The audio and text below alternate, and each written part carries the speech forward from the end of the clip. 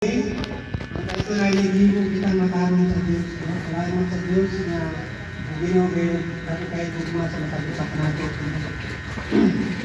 Ngayon siya direk, kahit niligo naman kitang matarong sa Diyos o pinaagi sa pagtuo may palagdait na kita uban sa Diyos, pinaagi sa atong Ginoong Kristo sa Diyos, pinaagi kaniya na makahimo na kita pagpahimulos sa grasya sa Diyos diin nagkinabuhin kita karon o nagmalipayon diha sa paglaom nga makaambit gayon kita sa himaya sa Diyos. Sa 3, nagmalipayon usab kita diha sa atong pag-antos kay nasayod man kita nga sa atong mga pag-antos makahimo kanatong malutayon. Sa 4, paglahutay makahimo kanatong kahimutan sa Diyos ug ang iyang kahimutan makahatag kanatong paglaom kasing dili gayon kita pagtiyason ining paglaom kay gibuko man sa Diyos ang iyang gugma sulod sa atong kasigkasan. Salamat sa Ginoo. Pinagi sa Espiritu Santo magasa sa Diyos kanato. Sa 6, kay panahon nga wala pa kita mahimo nagpakamatay si Kristo alang sa mga dautan sa panahon nga pipili sa Diyos. Malaysod sa tao ang pagpakamatay alang sa usa ka taong matarong. Tingali tunay magpakamatay alang sa usa ka maayong tao. Apan ipakita sa Diyos kanato ang gidakon sa iyang paghigugma kanato kay bisa kay sa makasasala pa kita nagpakamatay si Kristo alang kanato. Salamat sa Ginoo. O karon nga gihimo na kita ng matarong pinagi sa iyang dugo, labi pa gayon nga luwason kita niya ikan sa kasupok sa Diyos. Kaniadtong mga kaaway pa kita sa Diyos, ipasikulit kita ngadto sa Diyos, pinagi sa iyang kamatayon. Ngadto sa Diyos, pinagi sa iyang kamatayon nga anak. O karon kita nagipasikulit na ngadto sa Diyos, labi pa gayon nga luwason kita niya pinagi sa kinabuhi ni Kristo. Laon si apan dili lang kay kanara malipayon usab kita diha sa Kristo pinagi sa atong Ginoong Kristo nga naggasig ulit karato ngadto sa Diyos. No, salamat kay sa pulong sa Diyos na grabe ang ibuhat sa Diyos kanato. Gitagaan niya tagasa para nagilid kita may ulag sa Diyos no. Pasalamat ko sa karon nga kagabion kapunon sa aming pagpasalamat nako sa birthday ni Mama yung to Lord. Nagapag dito Lord nga bisan sa akong mga kaeksyonan, mga mangot, mga pagkumangkod, mga kapuapuhan, tanan akong mga parimuti o mga higala. Ang kinipulong Diyos sa Diyos, di na ito ni kalimtan kay kang Diyos, ang Ginoo Diyos kanunay na pahimangno sa matag-usapan nato, wala siya nagkulang sa ato. Kita ang naikulang sa Diyos. Ngano? Dako kayo tagkakulangon sa Diyos. Grabe ang ginugma ta niya, ginukan sa puso na, ginukan ta niya. Nagpakamatay siya sa cross, manang para lang na kita mahimulag sa kanang kadautan. Iyakan di walay gipili, iluwas na itatanan. No, unang dalagon yun ang Diyos. Yung pa niya sa John 3:16, no, diba? Kaya gigugma sa Diyos, ang kalipot tuod niya, naghatag niya ang iyang bugtong anak. Kaya aron ang muto, kaniya, makabato, no, kinabuhin tayo, no, dili malaglag. Manang ginoo niya, salamat Diyos sa Ginoo. Kita Diyos, kailangan nga mutungo pag Ginoo. Kanang tuo nga dunay buhat. Ang kanang mo kwanta, kanang nga mutuwang ta nga Ginoo, isod na, kanang nga mutuwang ka, kanang o sa hanggang Domingo, simba kita, tagaan at panahon. No? Isang pila lang dito oras, tagaan at panahon, di ba? Sulayin ninyo ang pagsimba matag Domingo, di ba? Sa sunod Domingo, di ka kasimba, matingala ka, na muragkag ka ng mahingawan. Pasimbahan na dito, murang buhat sa Espiritu sa Diyos. Kaya na, ang Diyos, yung pa niya sa 6 Romans, sabi niya, for the wages of sin is death, but the gift of God is eternal life. Niya, ang bayad sa sala mga pagkamatay. Niya, naigasa nagyatag sa Diyos. Kung siya kinigasa nagyatag sa Diyos, ang Espiritu sa Diyos, yun niya, sa Roma 8:16, ang Espiritu sa Diyos, bakit giusa sa atong Espiritu, nga pagpatog na kita mga anak sa Diyos. Murang Grabe ang gugma sa Dios sa ato. Muna nga kung ang espiritu sa Ginoo kay kung nana sa atong kagalingon, mauwag na ta mo kasi para sa atong kagalingon tungod kay kining atong kagalingon is kung atong basahan sa Korinto sa 6 o 19:20, kaya nga itong lawas, templo ni sa Diyos, mga itong naunahon. Kaya nga nung makayang templo sa Diyos, kaya Diyos mismo na ginon. Nagilukat na niya, na ang niyang balaan Espiritu, makiliusa sa atong Espiritu. Muna niyang yun, ang niyang ginon sa 20, nagipalit na taniya sa iyang dugo.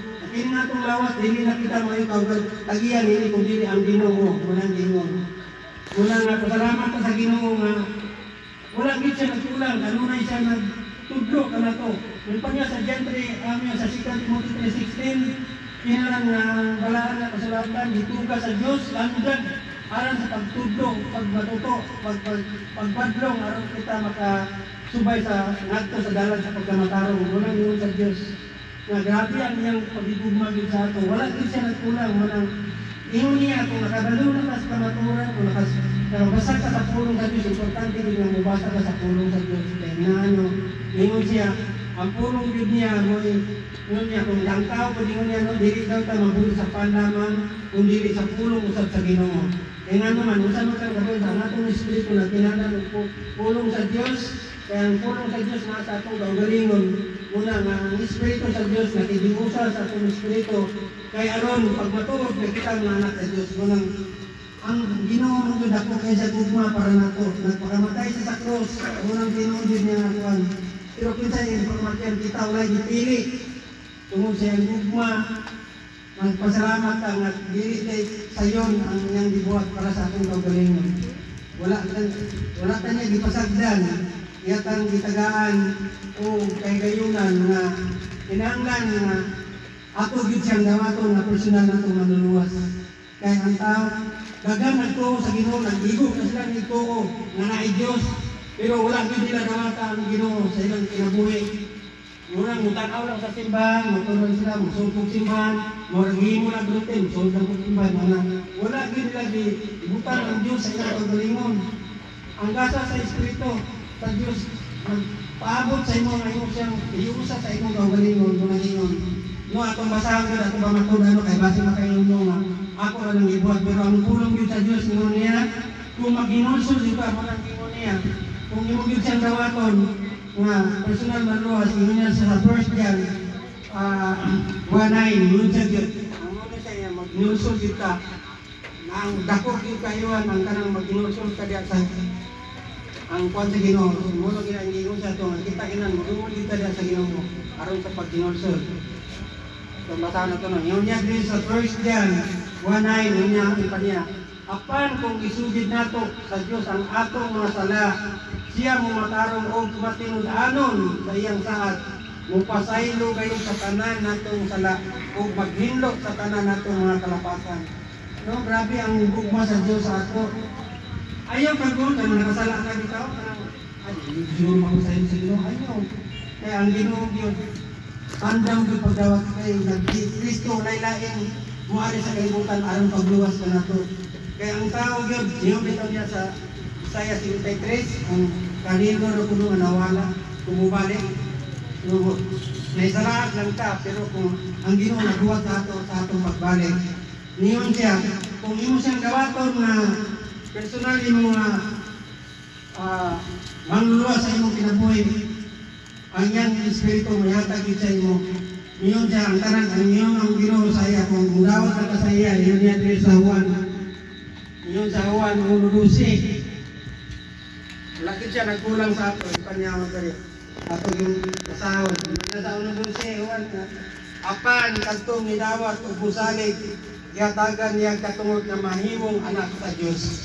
Muna kay kanya ito magiging ang tao, matulang Diyos siya na Ginoo, pero wala din niya gidawat. Importante yun nga, ako dito sa simbahan, Lord, sa iyo ako sumusulat, na ako mga sala, Lord, unang mong dawato, dito na akong personal sa kong kinabuhi, Lord, na ikaw din mo guide sa ako, na uban niya ako sa tanan akong mga bulaton. Tanan niyo mga pangandoy sa kinabuhi, sulindir din mo sa Ginoo tanan, kay wala mo kita mahimong kung walang Diyos, siya mo dito ang mga sa tanan. Unang ang Diyos magdi kakulangan sa tuwa mo. Kanunay siya, ang man niya, mo kita ng kanunay kita na muruon sa Diyos. Mula kay ingon niya mang no, dagan nagtuo niya, yung pa niya din sa Diyos, no? Ingon niya din sa Diyos, ingon ka siya, ang pulong din sa kalibutan, pinagi ka niya, gibuhat sa Diyos, ang kalibutan, apan ang kalibutan, walang mula kaniya. Kung atong hinunggutan, kaning kalibutan, mga tao, niya sa unsi niya. Minanis siya sa iyang kaugalingong mga katawan, apan, sila wala mudawat kaniya, no? Tangawa. Wala gid mudawat sa mga katawan ito, sila no? Importante gud ang pagdawat. Kanang dawat as Ginoo nga Lord, dawaton taga akong personal magluwas sa mga ibang kinabuhi.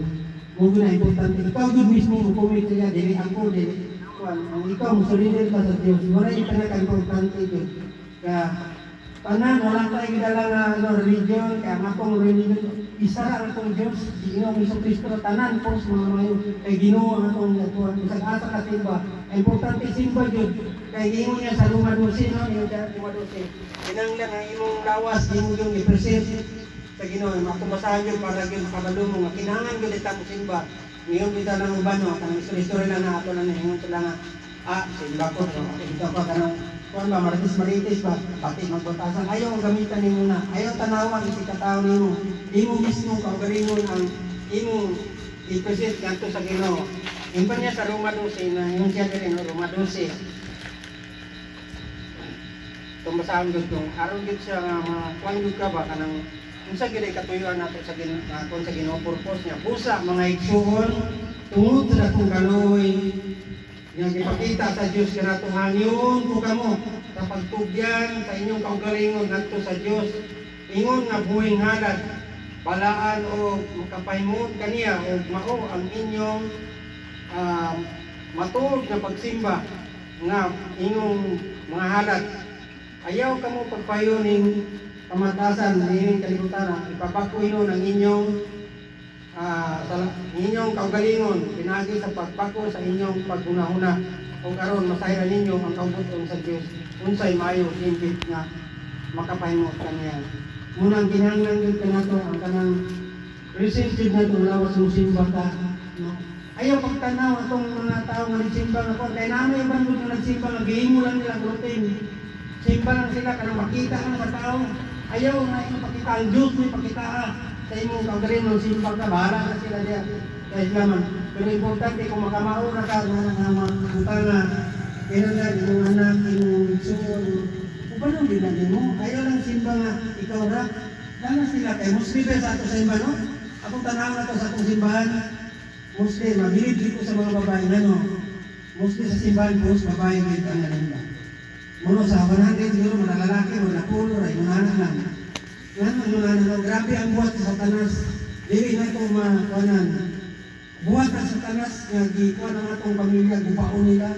Munang dili ta magpadaw kay Ginoo lang nga lamo tay lang mo bisag namoy problema ayaw mo taguol kay diya sa problema kinahanglan no ya nagpadaw lang Ginoo kay wa kay problema di ba ka mosanto sa Ginoo so ay wa kay problema halos dili mosanto sa Ginoo pero nanay problema no ano man ni mo pa kani nang uban sige mo ta nang cinta anong daghan man problema no kanang mo simba maayo man ayaw sila tanan tawa kay Ginoo na purpose sa imong kinabuhi. No? Dini lang tama ang message na ko para sa ato mga sa kagalingon, mga pagmamuna ko. Kinanglan ang dihanyo, ang simba gyud ka. Bisag unsa nga reliyon, pareha ka Kristo ang atong ginabuhan. Ang importante mo simba gyud ka. Lalo na to ako mga bata na ganun sa simbahan. Ayaw sila tuhugay nga masilag patuyang tanaw sa cellphone. Kung gusto maayo man, pero kung dili mo pasagdan, dili mo siya magailan. Paano na sila sa Satanas? Mako na sila sa Satanas sila. Ang Satanas yung yun sa kanilang mga utos. Rubin ka, may pagkagayunan pa ka. Ang Ginoo yun, yung tabang rin siya, pwede rin nalayo. So, manindot na tanan ako, atong karoon ang salamat na sa Ginoo. Kaya yung pulong karoon na atong nabasahan. O, talay ko ng Diyos, yung kampot, ano?